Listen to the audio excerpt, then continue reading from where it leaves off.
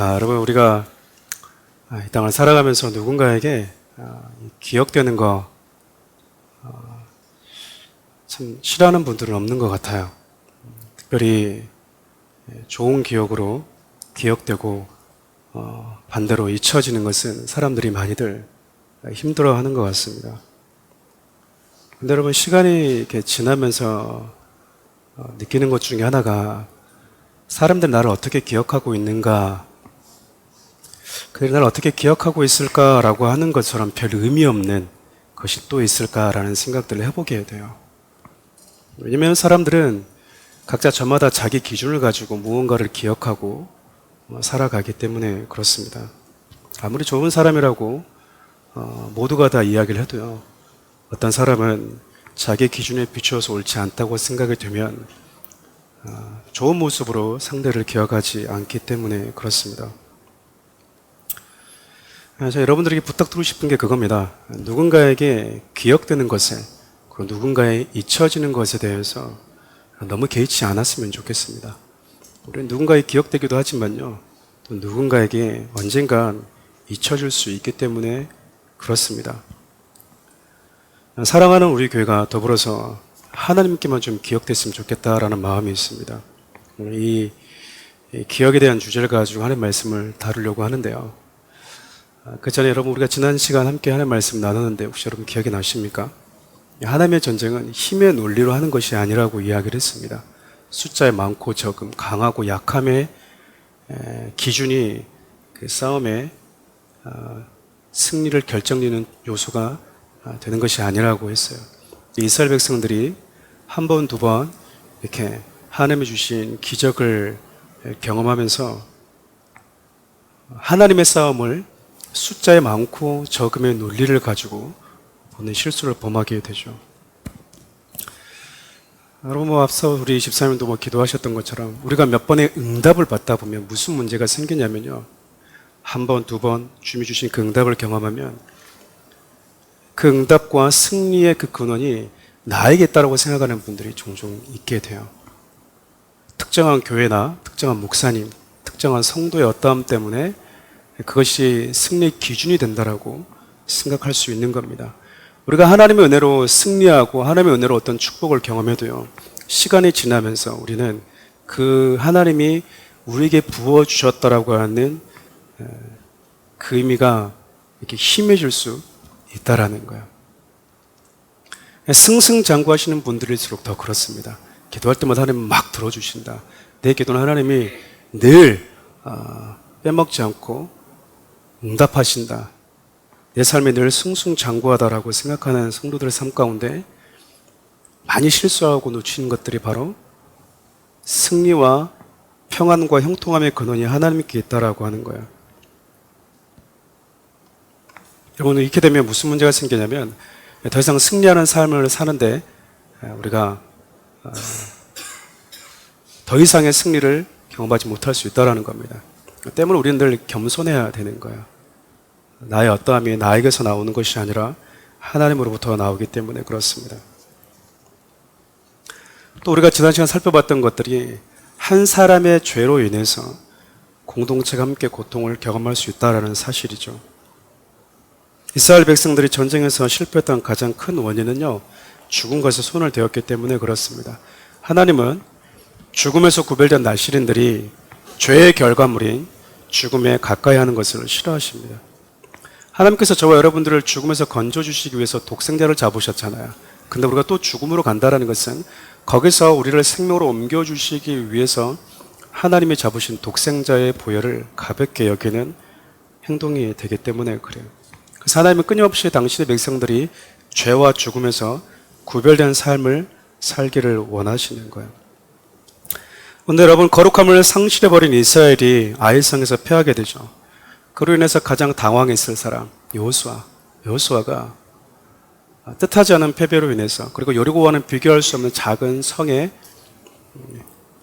그거 하나 뺏지 못한 채 자기의 백성들이 수십 명의 사람들이 죽었을 때 그 패배로 인해서 참 힘든 시간을 여호수아가 보냈던 겁니다. 그래서 날이 저물도록 리더십과 함께 하나님의 언약궤 앞에 엎드려 있게 되죠. 생각해보면 그러잖아요. 여호수아가 이제 이스라엘 백성들과 함께 가나안에 가서 싸움을 하는데 여리고성 한 번 이기고 진 거잖아요. 쉽게 얘기하면. 그러니까 여리고의 어떤 리더십이 정착되기도 전에 흔들릴 수 있는, 근데 여호수아가 자기 자신은 그렇다 치더라도 하나님의 이름이 이스라엘 백성들과 또한 원수들 앞에서 어떻게 취급될까라고 하는 그 두려움이, 그 근심이 여호수아에게는 있었던 겁니다. 여러분, 리더십 백성들과 함께 싸우는데 함께하는 멤버십들이 이렇게 쓰러져 나갈 때 리더십에게 찾아오는 좌절감과 절망들이 있거든요. 그렇게 탄식하는 마음으로 엎드려 있는 여호수아에게 우리 주님이 다가오십니다. 우리 여호수아 7장 10절 말씀 함께 볼까요? 여호와께서 여호수아에게 이르시되 일어나라, 어찌하여 이렇게 엎드렸느냐. 여러분, 크고 작은 공동체에 이끌다 보면 여러분 또 사업하시는 분들도 계시겠지만 리더들은 이 가슴 아프고 이해되지 않은 상황들 참 많이 만나거든요. 그럼에도 불구하고 일어나서 뭔가를 해야 될 때가 있습니다. 여러분, 리더십들은 이해되지 않는 상황, 나로 인해서 공동체가 힘든 상황을 만나게 되면 내가 죄를 짓지 않았음에도 불구하고 하나님 앞에 함께 엎드릴 줄 알아야 되는 거예요. 잘 아시겠지만 여호수아가 죄를 지은 게 아니잖아요. 그렇지 않습니까? 근데 마치 내가 죄 지은 것처럼 엎드린 사람은 여호수아였습니다. 그리고 백성들의 리더십이었어요. 엎드려서 기도를 해도 도대체 왜 아이성에서 표현했는지 이유는 알 수가 없습니다. 상심이 클 대로 상심되어 마음이 슬픔에 빠져 있는 것이죠. 그렇게 상심하여 있는 이 여호수아에게 우리 주님이 다가오셔서 일어나라라고 말씀을 하시는 거예요. 일어나라. 여러분, 사랑하는 우리에게도 마찬가지고요. 여러분들이 리더십으로 성도들을 섬길 때 보면 그렇게 많이 기도했는데 오랫동안 그를 위해서 금식하면서 복음 전했는데 돌아오지 않는 그런 상황들 만나면 마음이 참 어렵지 않습니까? 그리고 아무리 내가 사랑으로 누군가를 대하려고 해도 그 사람이 나에 대해서 여전히 적대감을 가지고 있을 때 우리 마음이 여전히 어려울 수 있거든요. 힘들고 이해되지 않은 상황들을 만나더라도 여러분, 리더십은 다시 일어나야 되는 겁니다. 다시 영적으로 재정비하고요, 두려움으로 떨고 있는 백성들의 마음을 바로 잡아 주어야 되기 때문에 그래요. 그래서 때로는 여러분, 나의 감정, 나의 슬픔, 이것을 여러분 뒤로 하고 하나님의 일으키는 손을 잡고 일어나야 될 때가 우리에게 있습니다. 끝까지 내 감정에 취해서, 내 슬픔에 취해서 엎드려 있으면 안 되는 것이죠. 하나님께서 그렇게 슬픔에 빠져있는 여호수아의 손을 잡아서 일으키시면서 궁극적으로 지금 이 원인이 어디 있었는지를 리더십에게 알려주십니다. 여호수아 7장 11절 말씀 함께 볼까요? 이스라엘이 범죄하여 내가 그들에게 명령한 나의 언약을 어겼으며 또한 그들이 온전히 바친 물건을 가져가고 도둑질하여 속이고 그것을 그들의 물건 가운데 두었느니라. 이스라엘 백성들이 지은 죄가 여러분 다름이 아니라 어떤 죄였냐면 하나님과 언약을 어긴 죄를 지었다라고 이야기를 합니다. 여러분 15절에도 온전히 바친 물건에 대해서 언약을 어겼다라고 기록하잖아요. 다시 말하면 여러분 죽음에 가까이 함으로 인해서 생명 되신 하나님께 구별되지 못했다 그 말입니다. 15절 말씀 우리가 읽었던 말씀을 보면요, 하나님의 언약이 파기되었다, 맺은 언약이 파기되었다라고 하는 이 부분을 하나님 앞에 망령되이 행하였다라고 이야기를 합니다. 15절 하반절 말씀 같이 읽어볼까요?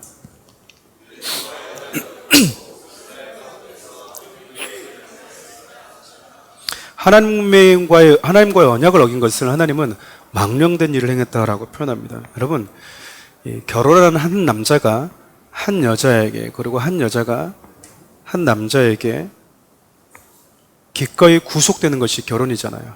그렇지 않습니까? 그래서 부부는 분명한 약속, 결혼 서약이라고 하는 것을 통해서 서로가 서로에게 구속이 됩니다. 좋아서 결혼식 하는 게 아니고요, 결혼식에 반드시 약속이라는 것을 한다는 이야기예요. 그 약속은 하나님과 나와 그 약속을 보러 온 모든 회중들에게 공식적으로 서약을 하는 거잖아요.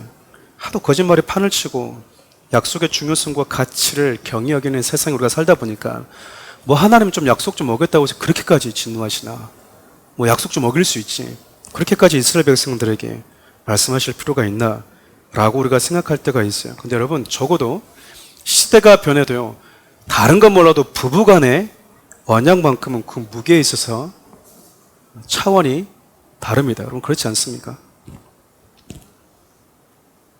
저만 그렇게 느낍니까? 네. 왜냐면 여러분 15절 읽었더니 저 망령되다라는 표현이 뭐냐면 부부간에 윤리, 도덕적으로 그 신의를 저버리는 어리석은 일이다라는 뜻이에요. 저 망령되었다라고 하는 저 표현이. 예레미야 3장 14절 보면 하나님께서 당신의 백성들에게 자기를 소개하실 때 나는 너의 남편이다라고 소개를 하십니다. 성경을 보면 하나님께서 당신의 백성들인 우리에게 우리와의 관계를 참 다양하게 표현을 하시는데, 특별히 신랑과 신부의 관계로 소개할 때는요, 서로가 서로에게 구속되어 있는 존재다, 서로가 서로에게 구별되어 있는 관계이다라고 하는 그 의미가 강합니다. 여러분, 거룩의 의미를 본다면 하나님만을 사랑하고 그분께 구별된 자로 살겠다라고 하는 것이 믿음이라 그 말이죠. 이것이 여러분 다른 종교는 확실히 다릅니다. 다른 종교는 어떻습니까? 그냥 뭐 이렇게 좀 정성, 지성이면 감천이라는 식으로 이렇게 물질이 됐든지 정성이 됐든지 쏟아부으면 그냥 신이 좋아하는 것, 그리고 우리가 이 땅을 살아가는데 그 신은 뭔가 내 삶을 좀 형통하게 해주는 분, 그 이상 그 이하도 아니에요. 근데 여러분, 저와 여러분들이 믿는 하나님은요, 저와 여러분과의 관계를 아주 중요하게 여기시는 분이십니다. 인격적인 분이시다 그 말이에요. 저와 여러분들을 대할 때, 관계를 맺을 때 그냥 가벼운 일회성 관계를 맺는 분이 아니고요, 언약을 맺으시면서 우리를 사랑하시는 분이라는 거예요. 하나님과 우리가 약속하면 누가 손해일 것 같습니까? 약속을 잘 지키는 분이 손해를 볼 수밖에 없잖아요. 근데 하나님 우리를 사랑하실 때는요, 그냥 일시적이고 단회적으로 그냥 순간에 감정이 끌어올 때만 너를 좋아한다라는 게 아니라 약속과 서약을 통해서 우리를 사랑하시는 분이다 그 말입니다. 그래서 하나님은 다른 종교와 달리 당신의 백성이 자신을 향한 그 마음을 다른 것에 줄 때 여러분 괴로워하시는 거예요. 다른 종교에 있는 다른 종교를 제가 폄하한다는 게 아니고요, 그 신이 네가 다른 종교 가니까 속상했다, 괴로웠다, 내가 마음이 아프다라고 하는 종교가 있습니까? 마호메트가, 힌두교가, 이슬람교가, 불교가, 유교가? 그렇지 않습니다. 그런데 여러분, 우리가 믿는 하나님은요, 괴로워하세요. 사랑하지 않는데 괴로워할 수 있을까요? 여러분이 사는 그 옆집 아내가 다른 남자랑 바람이 났어요. 괴롭습니까? 가슴이 찢어집니까? 가슴이 찢어지지가 않습니다. 아, 그랬대? 그냥 그러고 끝나는데요, 내 아내라고 하면 말이 달라지는 거예요. 내 아내가 그랬다면 여러분 마음이 찢어지는 겁니다. 레위기 11장 45절 말씀 함께 볼까요? 나는 너희 하나님이 되려고 너희를 애굽 땅에서 인도하여내. 이 말씀에 따르면요, 하나님께서 당신의 백성을 애굽이라고 하는 그 노예의 땅에서 구원해내신 이유가 무엇이라고 얘기하죠? 너희 하나님이 되려고. 너희 하나님이 되려고. 어떤 하나님이 되려고요? 너의 거룩한 하나님이 되려고. 이 말씀 여러분 사랑으로 다가오십니까? 그러니까 많은 여성 중에서 한 여성을 택해서 당신을 나의 아내 삼으려고, 그리고 나도 당신께 거룩한 자가 되기 위해서 당신을 선택했습니다, 그 말과 똑같아요. 창조주가 피조물 된 인간에게 이 말씀을 하고 있다는 거예요. 나는 너의 하나님, 너에게 거룩한 존재가 되기 위해서 너를 구원해내었다. 이 말씀을 좀 더 관계적으로 해석하면요, 나는 너희만 바라보겠다. 그러니까 너도 뭐 해라? 나만 바라봐라. 그 말이 내가 거룩하니 너희도 거룩해라 그 말이에요. 그러니까 여러분, 예수를 믿어서 하나님의 자녀가 되었다는 것은 그냥 교회에 앉아있는 게 아니고요. 내가 하나님과 그런 언약을 맺은 하나님의 백성이고 자녀고 신부라고 하는 그 의식을 여러분 우리가 갖는 거예요. 이제 난 누구다. 그분의 신부고 그분의 백성이다. 많은 분들이 이제 결혼식 할 때 여성분들이 많이 울잖아요. 남자들이 우는 경우는 별로 없는데 여성분들이 많이 운다고 합니다. 어떤 목사님이 좀 우스갯소리로 그런 얘기를 해요. 여성분들 많이 우는 이유 중에 하나가 요놈이라 어떻게 평생 사나. 나만 쫓아다녔던 그 철수는, 그 영철이는 그렇게 마지막 한 번 더 생각하면서 운다고 이렇게 우스갯소리로 얘기하긴 하시는데 근데 여러분 딱 결혼하면 여성들이 아내에게 집중하잖아요. 그렇지 않습니까? 여러분 저만 느꼈는지 모르겠지만 결혼식장 들어갈 때 우리 남성분들 안 무서웠습니까? 안 무서웠습니까? 안 무서웠습니까? 살기 위해서 발버둥을 치시는데 네. 저는 조금 무섭더라고요. 그러니까 어떤 무서움이 있었냐면 이제 끝났구나 라고 하는, 이제는 이제 오빠 막 이렇게 하면서 나한테 와서 차 한잔 마시는 일도 이제 나는 뭐 해야 된다, 이제 없구나. 단둘이 여자랑 앉아서 이렇게 이 호숫가를 바라보면서 차 한잔 마시는 일, 이제 나한테는 끝났구나. 그런 뭔가 모를 이 서운함과 이 두려움이 저한테는 조금 있더라고요. 그렇게 할 수 있을까라고 하는 거예요. 이런 부담감이 저는 좋은 거라고 생각합니다. 네, 그런 부담이. 여러분, 부담감이 생기는 거죠. 근데 여러분, 그렇기 때문에 여러분, 아무도 보지 않은 곳에 있어도요, 아무도 내 아내가 없는 곳에 있어도 퇴근하면 어디로 가는 거예요? 아내가 있는 집으로 갑니다. 근데 여러분, 누구하고도 약속하고 서약하지 않는 사람은요, 자기 약속한 사람이 없잖아요. 노세 젊어서 노세하러 가는 겁니다. 2차, 3차, 4차를. 근데 우리 남편들 성도님들은 2차 가면 됩니까? 안 됩니까? 안 되잖아요. 왜죠? 여러분들은 뭘 했으니까? 서약한 사람이 있기 때문에 그래요. 예수를 믿는다는 게 그런 의미라니까요. 그래서 예수 믿는 자들에게 왜 당신이 하나님이 아닌 다른 것에 자꾸 마음을 빼앗겠습니까? 라고 이야기를 하면, 맞아, 내가 하나님과 약속한 사람이다라고 마음의 가책을 느끼고 회개를 하는 거예요. 근데 그렇게 예수님과 하나님과 관계가 맺어졌는데도 불구하고 당신은 왜 다른 것에 마음을 두고 마치 누구와도 서약하지 않은 자처럼 살아갑니까? 라고 말하는데도 불구하고 말하는데, 내가 왜 그런 말을 목사님한테 들어야 되죠? 라고 하고 있다는 것은 예수를 믿는 것이 어떤 의미가 담겨져 있는지, 결혼이라고 하는 것이 무슨 의미가 담겨져 있는지 모르는 것과 똑같다라는 거예요. 그러니까 아간이 지금 지은 죄는요, 하나님 보시기에 망령되이 행한 죄, 신부가 신랑에게 하지 못해야 될 신의를 저버린 영적 간음이고요, 하나님과의 언약을 파괴하는 망령된 일이라고 성경 이야기를 하는 겁니다. 하나님께서 지금 이 부분을 이렇게 장황하게 다루시는 이유 중에 하나가요, 하나님은 그만큼 저와 여러분들의 관계를 중요하게 여기신다라는 거예요. 하나님과의 관계가 선행되지 않으면요, 우리는 그 어떤 것과도 맞설 수가 없기 때문에 그래요. 여호수아 7장 12절 하반절에서 13절 말씀 함께 읽어볼까요? 그 온전히 바친 물건을 너희 중에서 멸하지 아니하면 내가 다시 너희와 함께 있지 아니하리라. 너는 일어나서 백성을 거룩하게 하여 이스라엘 하나님 여호와의 말씀에, 이스라엘아 너희 가운데 온전히 바친 물건이 있나니 너희가 그 온전히 바친 물건을 너희 가운데서 제하기까지는 내 원수들 앞에 능히 맞서지 못하리라. 지금 하나님 뭐라고 말씀하고 계시냐면, 거룩함을 회복하지 않으면 너희가 절대로 원수들과 맞설 수가 없다. 그리고 하나님도 너희 중에 뭐하지 않을 것이다. 여러분, 이게 인격적인 하나님인 거예요. 네가 뭔 죄를 지어도 난 너를 사랑한다. 그런 찬양 있지 않습니까? 나는 네가 뭘 해도 사랑한다. 그건 성경적이지 않습니다. 하나님은요, 네가 뭘 했어? 그래, 대신 그걸 뭐 하라는 거야? 처리해야 된다. 내가 하나님과의 서약을 깨뜨렸음에도 불구하고 당당히 그래도 나 사랑하죠 라는 것이 아니라 서약을 깨뜨려버린 것에서 내가 돌이키고 회개할 때 하나님이 그것을 기뻐 받으시고 백성들과 가운데 다시 함께 하시겠다 그 말이에요. 여러분 기억하셔야 됩니다. 사단은요 거룩함을 상실한 성도를 두려워하지 않아요. 거룩함을 상실한 교회를 두려워하지 않습니다. 교회가 크냐 작냐의 문제가 아니고요.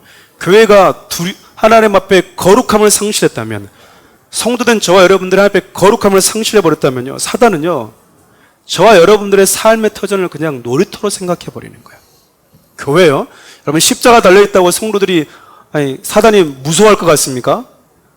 사단이 드라큘라인 줄 알아요. 성도들이 보면 마늘 갖다 놓고 십자가 내밀면 귀신이 막 나갈 거라고 생각하는데, 여러분 요즘 귀신들은 십자가 내민다고 나가지 않습니다.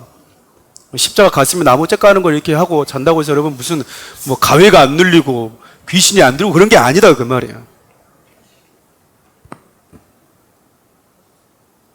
자꾸 우리가 뭔가를 오해를 하는 거예요. 우리 안에 죄를 버려버리고자 하는, 죄와 싸우는 거룩함이 상실되면 우리는 결코 어둠의 왕과 여러분 맞설 수가 없어요.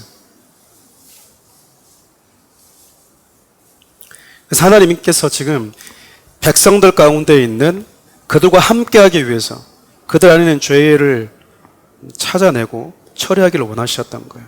우리 여호수아 7장 17절에서 18절 말씀 함께 읽겠습니다. 유다 족속을 가까이 나오게 하였더니 세라 족속이 뽑혔고, 세라 족속의 각 남자를 가까이 나오게 하였더니 삽디가 뽑혔고, 삽디의 가족 각 남자를 가까이 나오게 하였더니 유다 지파 세라의 중손이요 삽디의 손자요 갈미 아들인 아간이 뽑혔더라. 아간은요 누구나가 부러워할 만한 신앙의 가문의 집안 사람이었습니다. 가끔씩 이제 결혼할 때 가문을 보시는 분들이 계시더라고요. 신앙의 몇 대 손이냐. 자기 신앙을 생각하지 않고 가문의 신앙을 자꾸 보겠다고 하는 분들이 계세요. 그래서 가끔 이제 결혼을 하려고 하는 이 자매님들 가운데 저한테 조언을 구하러 오는 분들 중에 어떤 분들이 계셨었냐면, 목사님 다 좋은데요, 그 집안이 아직 예수를 안 믿어요. 오빠가 일대고요, 부모님이 교회를 안 믿어요. 자기는 그렇게 기도했대, 일기장에다가. 내 남편은 이 기독교 가문이어야 된다, 신앙의 가문이어야 된다, 최소한 3대는 아니어도 2대는 돼야 된다. 근데 그 집이 아니라는 거예요. 다 좋은데. 설득을 하죠. 사람이 좀 가셔야 됩니다 말해도. 자기 기도 제목에 그 적어놓은 그것이 가슴에 걸려서 못 간다고. 결혼 못했습니다. 그때마다 제가 이런 말을 하죠. 아브라함도 1대였습니다. 아브라함도. 도대체 1대, 2대 개념을 누가 정하는지 모르겠어요. 그렇죠. 5대까지 오다가 끊어지고 나면 다시 이어집니까? 6대, 7대로? 그런 거 아니잖아요. 정말 의미 없는 거죠. 근데 어쨌든 또 중요한 거는 믿음의 가문을 또 무시할 수는 없어요. 아간의 가문을 좀 살펴볼까요? 하나님을 찬송합니다. 하나님을 찬송하리로도 하는 그 이름의 뜻을 가진 이 유다. 유다는 여러분 이스라엘의 대표적인 지파였습니다. 유다에서 여러분 예수 그리스도가 나시잖아요. 유다의 이스라엘의 대표 지파 바로 유다입니다. 세라는요 열매 시작인 씨를 뿌리다 라고 하는 의미가 담겨져 있어요. 삽디는 기쁨의 선물, 갈미는 포도 열매라고 하는 의미를 가지고 있습니다. 얼마나 이름이 다들 좋습니까? 여호와를 찬송합니다. 씨를 뿌립니다. 열매 시작인 주님이 주시는 기쁨의 선물이 있습니다. 열매가 맺혔습니다. 정확하지는 않지만 이 아간이라고 하는 이름은 망난이라고 하는 뜻을 가지고 있더라고요. 이런 가문에서도 이런 일들이 나올 수도 있는 것 같아요. 그렇죠. 가문은 좋은데 가장 믿었던 그 공동체, 그 가문, 그 지파에서 공동체를 위기에 빠뜨리고 괴롭게 하는 죄가 숨어 있었다는 거예요. 한마디로 보면 여러분 영적인 패배가 그 원인이 가장 믿었던 성도, 가장 믿었던 그 사람 내면에서 발견됐다 그 말이에요. 우리 교회 사랑하는 우리 성도님들이 이제 개척 멤버들이 얼마 남지가 않았습니다만은 네. 가슴 아픈 일입니다만 제가 사랑하는 우리 교회 처음 교회를 시작한 분들한테 막 반복해서 여러분 이렇게 하십시오라고 자꾸 얘기하는 이유 중에 하나는요, 진짜 사랑하기 때문에 그렇습니다. 사단은요, 네가 대표성을 가지고 있어 하는 자들에게 여러분 늘 긴장감을 가지고 틈을 엿보기 때문에 그렇습니다. 하나님이 여러분을 사랑하시고 신뢰한다, 교회가 여러분들을 신뢰한다, 그럼 여러분 늘 겸손하셔야 됩니다. 이스라엘 백성들 여러분 200만 명이 넘잖아요. 근데도 하나님이 그 안에서 죄의 뿌리, 공동체 패배 원인을 여러분 찾아내고 마세요. 이 이야기는 여러분 아무리 감춰도 감출 수 없는 게 하나님 앞에서 죄다 그 말입니다. 우리가 싸워야 하는 싸움은요, 어둠의 세력과의 싸움이기도 하지만 내 안의 죄를 잘라내는 영적 싸움이기도 해요. 가나안의 전쟁의 승패는 내 안의 죄악들을 여러분 방치해 두었을 때는 절대로 그 승리가 일어날 수 없습니다. 이게 신앙생활 할 때 정말 중요합니다. 이스라엘 백성들이 지금 치르고 있는 가나안 전쟁은요, 저와 여러분들에게서도 아주 중요한 의미를 가져요. 왜냐하면 하나님께서 아브라함을 통해서 그 땅을 주시겠다고 약속은 하셨지만 400년 지나는 그 시간 동안 그 땅에, 그 약속의 땅에 누군가가 살고 있었어요. 자기가 주인인 것처럼 살고 있었다 그 말입니다. 그래서 하나님이 그 7 족속을 뭐라고 얘기를 하죠? 몰아내라. 여러분, 저와 여러분들도 마찬가지입니다. 예수 그리스도를 믿어서 하나님의 자녀라고 하는 약속은 받았는데 아담의 이 피, 죄성을 가지고 태어난 저와 여러분들의 마음속에 육신의 기질과 성향이라고 하는 이 단단한 7 족속과 같은 녀석들이 터줏대감 노릇하면서 딱 자리 잡고 있어요. 신분은 바뀌었는데, 우리가 하나님의 소유라고 하는 선언은 주어졌는데, 그럼 이제 우리가 해야 될 싸움은 뭐란 얘기입니까? 우리 안에 자기가 주인인 것처럼 살아가는 육신의 모든 성향과 기질과 소욕들을 몰아내는 싸움을 싸워내야 된다는 거예요. 그것이 저와 여러분들이 해나가야 되는 싸움입니다. 그래서 공동체가 중요한 건요, 그 7 족속 가운데 어떤 사람은 1번 족속과 싸우는데 너무 쉬운데 2번 족속과는 맨날 지는 분들이 계세요. 근데 반대로 다른 분은 1번 족속에게는 맨날 이리 터지고 저리 터지는데 2번 족속하고 싸우기는 너무 쉬운 분들이 있어요. 그 비결들을 여러분들 함께 공유하는 것입니다. 어떻게 그 기질적인 부분들, 죄의 성향들을 잘라낼 수 있는지. 그게 여러분 교회 공동체 안에서 이루어져야 되는 나눔이어야 된다는 거예요. 내 마음속에 깊은 곳에 있는 그 꿈틀대는 죄를 여러분 보지 않는다, 간과한다면요, 나를 포함해서 내 주위에 있는 모든 사람들이 고통을 경험할 수밖에 없는 거예요. 결국 아간이 자신이 지은 죄에 대해서 다음과 같이 고백을 합니다. 우리 21절 말씀을 읽어볼까요? 내가 노력한 물건 중에 시나산의 아름다운 외투 한 벌과 은 200세겔과 그 무게가 50세겔 되는 금덩이 하나를 보고 탐내어 가져온다이다. 보소서, 이제 그 물건들을 내 장막 가운데 땅속에 감추었는데 은은 그 밑에 있나이다 하더라. 신할산이라고 하는 것은 여러분 그 브랜드 명이에요. 아침에 제가 9시 에 때도 잠깐 얘기했는데, 가장 비싼 옷이 어떤 옷입니까? 샤넬이 가장 비쌉니까, 옷이? 더 비싼 옷도 있습니까? 네. 여러분 순수하시고 이렇게 괜찮습니다. 우리가 샤넬을 안다라는 것도 그러죠. 네. 가장 비싼 똥도 있는데, 어쨌든 뭐 똥이 됐든 뭐 샤넬이 됐든 제가 신할산 브랜드를 가지고는 아름다운 외투 한 벌과 은 그리고 금덩이를 보고 마음을 뺏겼다고 지금 이야기를 합니다. 여러분, 유대의 역사가인 요세푸스의 그 기록에 의하면요, 요 신할산 외투를 어떻게 해석을 했냐면 왕들이 입는 옷 있잖아요. 금실로 이 직조된 왕의 의복. 요즘에 그런 거 많지만 예전에 이런 의복들 여러분 찾기가 쉽지 않아요. 여러분, 최고가의 외투라고 기록이 되어져 있어요. 그러니까 우리가 생각해보면 그러잖아요. 40년 동안 이스라엘 백성들이 광야에 살면서 이런 옷을 봤을까요? 못 봤을까요? 여러분, 신명기를 보면 하나님께서 어떻게 말씀하시냐면 너희들이 40년 동안 발이 부르트지 않았다. 기적이에요, 기적. 무좀도 생기지 않았다라는 거예요. 광야를 지나가면서 물집 하나 생기지 않았다라는 거죠. 군대 가서 여러분 4km, 40km만 걸어도 여러분 발에 물집이 생기는데 이스라엘 백성들은 물집 하나 생기지 않았도록 하나님이 광야길을 걸 때 보여줬다라고 얘기합니다. 근데 여러분 또 뭐라고 얘기하냐면 신발도 달아지지 않았다라고 이야기를 해요. 완전 조선 나이키예요.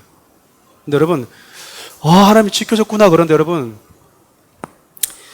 이 유행을 타는 분들은 40년 동안 신발이 떨어지지 않았으니까 40년 동안 한 켤레 똑같은 신발 신으면 여러분 기분은 어떨 것 같습니까? 좀 이런 것들은 좀 하나님이 굳이 배를 안 해줘도 될 부분인 것 같은데 좀 떨어져야지 새로운 걸 사실 수 있잖아요. 그렇지 않습니까? 좋은 거 사고 싶은데 마음에 안 들어가지고 여보 이거 뜯어졌어 그렇게 하시는 분들 계시잖아요. 다시 사야 될 것 같으니까. 근데 이거 불량품이네. 좀 이미 살짝 뜯어졌으면 조금 더 뜯어가지고 그런 거 있지 않습니까? 저도 지갑 가끔씩 그렇게 하는데 5년 됐는데 좀 바꾸고 싶은데 지갑이 뜯어지질 않아가지고 근데 보니까 실이 2개가 뜯어졌어. 살짝 손가락을 집었는데 하나 탁 뜯어지면 2-3개를 더 뜯죠. 그래서 여보 이게 이게 이렇게 달아졌네. 그리고 인터넷 결제를 하지 못하니까 저는 쿠팡 같아서 괜찮은 거 있으면 요즘 이게 괜찮다고 그러는 것 같아. 다 이렇게 캡처해서 보내줍니다. 신발도 여러분 그 순간은 좋았지만 40년 동안 똑같은 한 켤레 여러분 신고 다니면요 받고 싶지 않겠습니까? 네, 그러잖아요. 저도 여러분 하나님 그렇게 기도하십시오. 40년 동안 하나님 신발은 그렇게까지 지켜주지 않아도 될 것 같습니다라고 여러분 그런 배려는 보다 다른 걸 배려해 주십시오라고 기도하시면 좋을 것 같아요. 어쨌든 하나님은 40년 동안 옷, 외투, 그다음에 신발까지 다 보여주시는 바람에 이 유행을 좋아했던 패션 감각에 나름 달랐던 이 가관이었는지 모르겠지만 옷을 보고 완전히 마음을 쪽 뺏겨버린 거예요. 저는 별로 옷을 좋아하지는 않거든요. 지금 옷을 별로 좋아하지 않습니다. 옷 좋아하시는 분들 계시잖아요. 옷을 좋아하지 않는데도 불구하고요.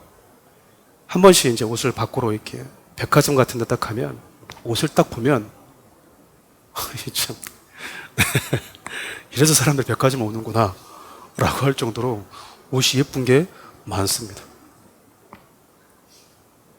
큰 마트에만 가서 이렇게 한 번씩 이렇게 둘러보다가 그런 데 가서 옷 보면 옷이 좋구나. 아마 얘도 마찬가지였던 것 같아요. 여리고에 있었던 그 수많은 외투 가운데 이왕 다 버릴 건, 다 태워버릴 건데 저거는 좀 내가 갖고 있어야지 라고 하면서 뭐 한 거죠? 보고 탐해서 하나님의 말씀을 어겨가면서까지 자신의 탐욕을 채웠던 거예요. 근데 여러분 이 아간이 이 물건을 취하는 과정을 보면요 사단이 아담과 하와를 유혹했던 장면과 과정과 너무 유사합니다. 창세기 3장 6절 말씀 함께 볼까요?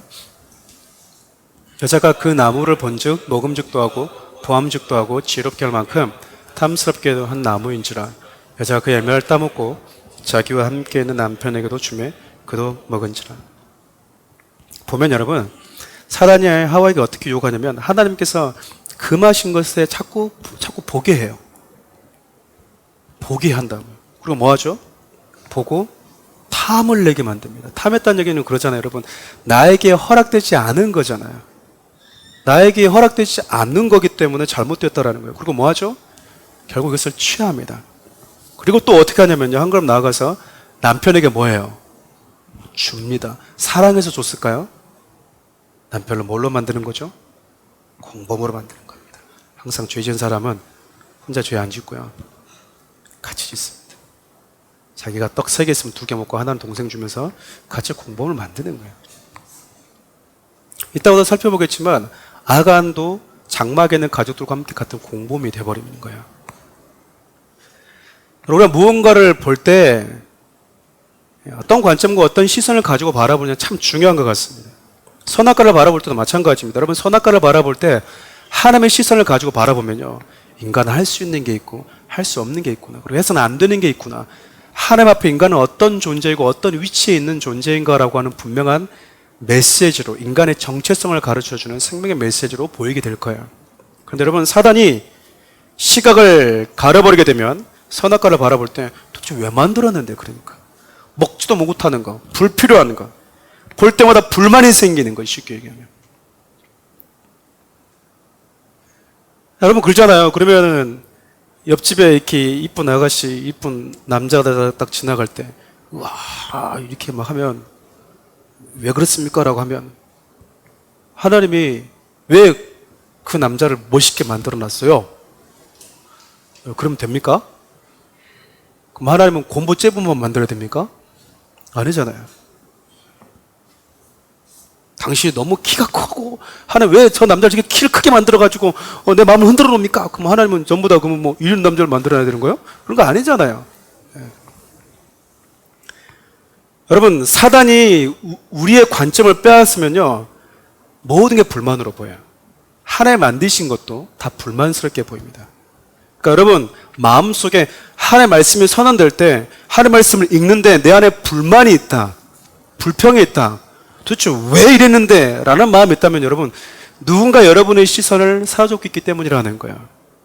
여러분 사단이 아담과 하와의 시선을 딱 사로잡으니까 하나님이 만드신 선악과조차도 불만스럽게 보이는 거예요. 불만스럽게. 결국 하나님께서 나에게 주신 그 위치 인정하고 싶지 않다라는 거잖아요. 내가 왜 그래야 되는데? 왜 내가 하나님 먹지 말라는 건 내가 안 먹어야 되는데? 내 안에는 불만들이 일어나는 거예요. 그럼 결국 이 일로 인해서 아간과 그의 가족들이 다 죽임을 당하게 되죠. 왜냐하면 여러분 장막 안에 감춰두었다는 것은요 가족들 모두가 이 일을 알고 있었다는 걸까요? 모르고 있었다는 걸까요?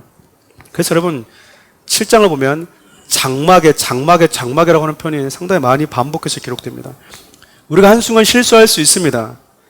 근데 여러분 범죄할 수 있는데 문제는 가장 가까이에 있는 가족들이 믿음의 공동체가 반드시 바로 잡아주어야 된다는 거예요. 한 사람이 잘못을 하면요 그 죄를 지적해서 바로 잡아주어야 된다는 거예요. 여러분 그것이 사랑입니다. 형제의 죄에 대해서 침묵하는 것이 사랑이 아니에요. 가만히 내버려 두는 게 사랑이 아닙니다. 그렇다고 해서 여러분 뭐 동네 방네 돌아다니면서 나발을 부르라는 것이 아니에요. 그러나 여러분 당사자로 하여금 자신이 행한 것이 하나님 앞에 죄라고 하는 것을 자각시켜주는 것이 사랑이다 그 말입니다. 목회자가 그 역할을 하는 사람이기도 하거든요. 사도행전 5장을 보면 아나니와 삽비라 얘기를 여러분 잘 아실 겁니다. 아나니아가 남자가 아니고요 아내였습니다. 보통 남자가 이름이 앞에 오는데 아나니아라고 하는 아내 이름이 앞에 온 거 보면 아내의 조금 이 입심이 좀 무거웠던 것 같아요. 이들이 하나님 앞에 정직하게 행하지 못하잖아요. 한 사람이 여러분 잘못하면 아내가 뭐 해야 됩니까? 잡아주어야 돼요. 또 아내가 잘못하면 남편이 뭐 해줘야 됩니까? 잡아주어야 되는데 이 둘은 그러지 못했다라는 거예요. 올바른 가정 공동체의 모습이 아니었던 것이죠. 아간이 장막에 이것들을 감추고 숨겼을 때 장막에 있는 모든 자들이 다 뭐 했습니까? 침묵해버렸습니다. 안 된다라고 누구도 언급하지 않았다라는 거예요. 그런데 여러분 생각해보면요 아간은 보기 좋은 것들을 장막 아래 감추어 두긴 했지만 이거 입어봤을까요? 못 입어봤을까요? 감추어둔 금덩어리 써봤을까요? 못 써봤을까요? 원 없이 입어보지도 못하고 원 없이 써보지도 못한 채 그냥 죽은 거예요. 여러분 사단이 얼마나 나쁘고 못된 놈이냐면요 지금도 이 땅을 살아가는 성도들에게 또 이 땅을 살아가는 사람들에게 어차피 한 번도 입어보지 못할 것, 한 번도 원 없이 써보지도 못할 것에 집착하게 만든다니까요. 보험금을 타기 위해서 이렇게 자기 남편도 이렇게 계곡에 밀어버린 여성들도 있지 않습니까? 보험금 타기 위해서 보험금 그 8억 원 없이 쓸 수 있을까요? 밀 때는 그 돈을 타면서 밀었지만 결국 그 돈은 그녀가 쓰지 못하는 돈입니다. 결국 한 번도 손에 만져보지 못한 채, 입어보지 못한 채, 쓰지도 못한 채 그냥 그렇게 사라지는 존재. 인간 여러분 이렇게 어리석습니다. 아간 역시 한 번도 입어보지 못할 옷과 써보지 못한 물질 때문에 결국 망하게 되죠. 우리 여호수아 7장 24절에서 25절 말씀 함께 읽겠습니다. 여호수아가 이스라엘 모든 사람과 더불어 스라의 아들 아간을 잡고 그 은과 그 외투와 그 금덩이와 그의 아들들과 그의 딸들과 그의 소들과 그의 나귀들과 그의 양들과 그의 장막과 그에게 속한 모든 것을 이끌고 악을 골짜기로 갔어. 여호수아가 이르되 내가 어찌하여 우리를 괴롭게 하였느냐. 여호와께서 오늘 너를 괴롭게 하시리라 하니 온 이스라엘이 그를 돌로 치고 온 이스라엘이 그를 뭐 했대요? 돌로 쳤다라는 거예요. 하나님께서 죄의 결과를 모든 백성들로 하여금 그 참혹한 결과를 다 직시하게 하십니다. 그리고 그 돌 무더기를 쌓아서 하나님이 얼마나 죄를 미워하시는지, 공동체를 위험으로 빠뜨리는 그 진노가, 그 죄악이 얼마나 가볍지 않은 것인지를 보게 하시는 거예요. 하나님은 여러분 말씀하시는 분이시기도 하고 심판자이기도 하시다라고 하는 메시지이기도 하죠.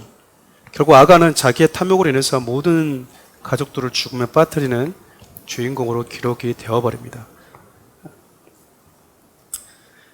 말씀 마무리할게요. 여러분, 결말의 차이가 있지만요, 여호수아 6장과 7장의 마지막 부분은 너무나 비슷합니다.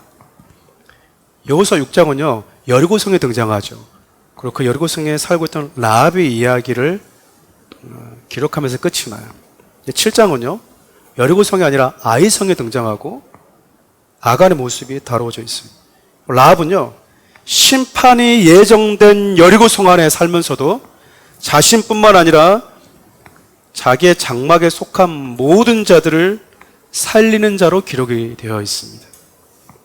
반대로 아간은요 승리와 축복이 예정된 이스라엘 백성이라고는 그 구별된 백성들 안에 있었음에도 불구하고 자기 자신은 물론이거니와 자기 장막에 있는 모든 자들을 죽음으로 내모는 자로 기록이 돼요. 우리 7장 여러분 26절 상반절 이렇게 한번 읽어볼까요? 그 위에 돌 무더기를 크게 쌓았더니 오늘까지 있었대요. 여러분 여호수아 6장 25절은 어떻게 끝난지 볼까요? 여호수아가 기생 라합과 그의 아들 아버지 가족과 그에 속한 모든 것을 살렸으므로 그가 오늘까지 이스라엘 중에 거주하였으니 둘 다 오늘까지 있었다라는 거야. 둘 다 오늘까지. 아간이 비참하게 저주받았던 것도 오늘까지 있었고 죽음에서 생명으로 건진받은 라합의 가족도 오늘까지 이스라엘 중에 거주했다 그 말입니다. 똑같이 오늘날 누군가에게 기억되고 있는데 전혀 상반되게 기억되고 있다는 거죠. 사랑하는 우리 성도 여러분, 우리 모든 여러분 하나님 앞에 서게 됩니다. 믿으십니까? 조만간 우리는 다 하나님 앞에 서는 존재다 그 말이에요. 그날 여러분 하나님이 나를 어떻게 기억하실까? 여러분 관심을 가지고 살아가십니까? 지금까지 내 삶은 그분께 어떻게 기억되고 있는가? 그리고 그분께 어떻게 기억된 채로 오늘을 살아가고 있는가? 하나님의 진노가 모든 인류 가운데 내릴 때 나와 다른 이를 포함해서 그리스도의 보혈로 건져내는, 보호하는 라합과 같은 한 사람으로 오늘날 주님께 기억되는 존재로 살아갈 것인가? 아니면 구별되는 교회 공동체 안에 있으면서 하나님의 거룩한 직분을 가지고 있으면서 하나님의 거룩한 비전과 사역들을 감당하고 있으면서 나의 탐욕과 탐심, 내 안에 꿈틀대는 죄악을 간과해버린 채 나와 내 가족 공동체, 교회 공동체, 아픔과 괴로움을 안기는 그런 존재로 오늘 그분께 기억되고 있는지. 하나님은요 오늘 이 시간 저와 여러분 한 사람 한 사람이 하나님 앞에 어떤 자로 기억되고 있는지 여호수아 6장과 7장을 끝내면서 저 여러분들에게 똑같은 질문을 하고 계십니다. 라합은 오늘까지 이렇게 기억되고 있고 아간은 오늘날까지 이렇게 저 돌무더기를 통해서 기억되고 있는데 너희들은 오늘 어떤 존재로 기억되면서 살고 있는가? 우리 말씀을 좀 묵상하면서요 이 찬양을 좀 주님께 올려드렸으면 좋겠습니다. 주를 위한 이곳에 예배하는 자들 중에 그가 찾는 이 없어 주님께서 슬퍼하시네. 주님이 찾으시네. 주님이 찾으시는 귀한 사람 그의 배자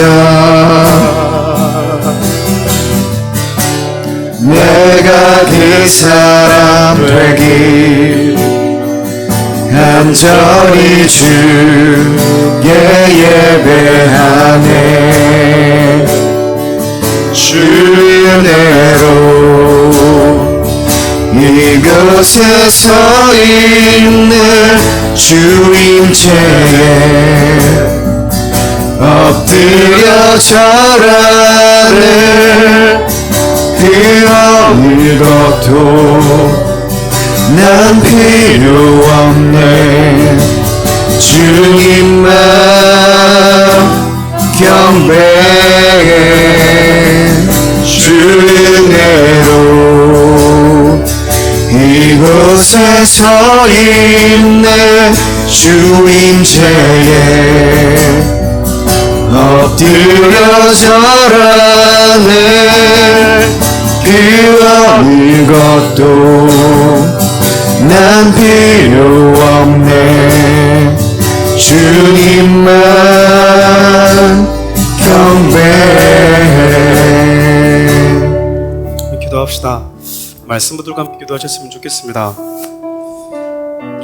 우리가 하나님 앞에 그분과 약속한 민족, 서약을 한 사람이라는 것을 여러분 꼭 기억했으면 좋겠어요. 여러분, 믿음이라는 건 그겁니다. 내가 예수를 믿겠습니다라고 하는 것은요, 여러분들 그동안 어떤 종교를 경험했든 관계없이 그 이방 종교와는 다릅니다. 나만 바라보시겠다고 하는 당신처럼 나도 당신 바라보면서 구별되게 살겠습니다 라고 하는 서약이기 때문에 그렇습니다. 그래서 하나님은요, 저와 같은 주의 종을 통해서 여러분들이 하나님을 떠나는 삶을 살려고 할 때 주님의 아픔을 대신 전달하도록 하는 겁니다. 우리 한번 기도할 때 두 가지 놓고 기도했으면 좋겠어요. 하나는 너희를 구원하신 것은 내가 너희 하나님이 되기 위해서였다라고 하는 그 하나님의 마음을 여러분 좀 마음에 품고 기도했으면 좋겠습니다. 나도 주님 앞에 그렇게 거룩한 자로 살게 해주십시오. 두 번째는요, 나는 라합과 같은 존재로 하나님 앞에 오늘 기억되고 있는가? 아니면 아간처럼 오늘 기억되고 있는가? 뭐 하나 부러울 것 없는 대표적인 가문과 지파에 있었음에도 불구하고 공동체를 힘들게 하는 자로 기억되고 있는가? 주님의 몸된 교회를 지키고 주님의 나라를 세우는 자로 그분께 기억되고 있는가? 한번 이렇게 기도했으면 좋겠고 다짐하고 결단하면서 기도했으면 좋겠습니다. 우리 주 이름 부르겠습니다. 주여!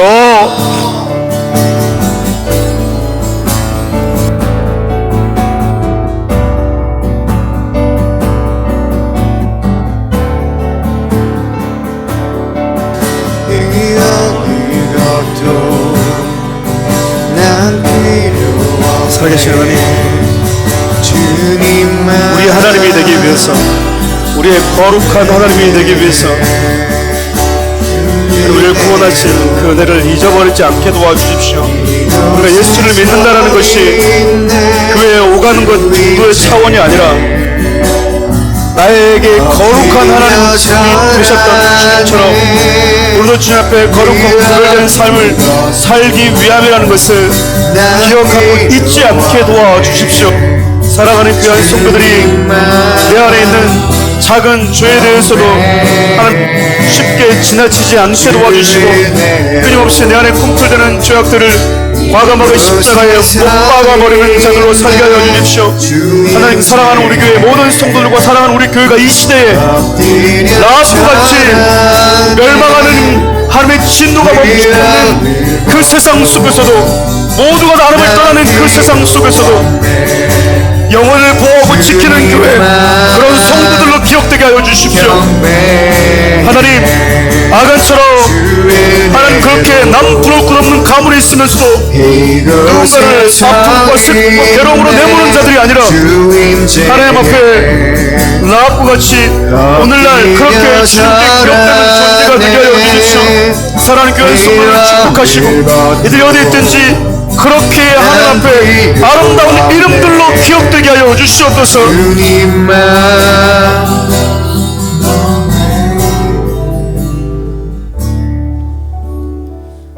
살아계신 하나님, 이 세상에 누군가에게 나름 젠틀한 모습으로 기억되기 위해서 애쓰는 것이 아니라 지금껏 우리 하나님께 어떻게 기억되어 왔는지, 오늘 나는, 앞으로 나는 우리 주 앞에 섰을 때 그분 나를 어떻게 기억하실지 관심을 두고 하루하루 내 삶을 써내려가는 지혜로운 자들이 되게 도와주십시오. 바라기는 사랑하는 귀한 성도들, 사랑하는 우리 교회가 이 시대에 라합과 같이 나와 내 가족들과 우리 공동체를, 주의 몸된 교회를 지켜내고 보호하는 자들로 하나님께 기억되는 사람들이 되었으면 좋겠습니다. 우리를 구원하신 예수 그리스도의 은혜와 하나님의 다함없는 사랑과 주 앞에 거룩하고 구별된 삶을 살 수 있도록 도우시는 성령님의 은혜가 라합과 같이 생명을 살리는 자로 오늘도 내일도 그렇게 주님께 기억되기로, 그런 자로 살기로 다짐하는 귀한 성도들과 사랑하는 우리 교회 위에 주님의 크신 은혜가 함께하기를 간절히 축원하옵나이다.